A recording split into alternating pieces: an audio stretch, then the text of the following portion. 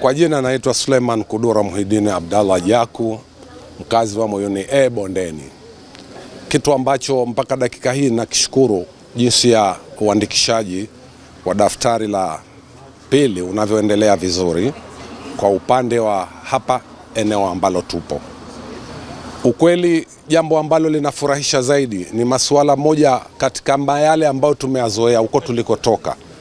Kikiri zinazoonyesha vikosi vya ulinzi na usalama kuhusiana na mambo ya kutembea na masilaha, kutembea sijui kishindo, lakini safari hii hatujaona, mimi mwenyewe sijaona, jambo ambalo kwa kweli nimeridhia na linanifurahisha sana. Sijaliona hata gari moja ambalo la jeshi la polisi au kikosi chochote cha SMZ kwamba kina silaha. Ile ni jambo ambalo linaonyesha kwamba wanapenda kwamba bado tuwe na amani na utulivu wa uandikishwaji huu. Napongeza sana tume ya uchaguzi, mpaka dakika hii bado kuna kasoro tu, lakini mambo yanaenda vizuri.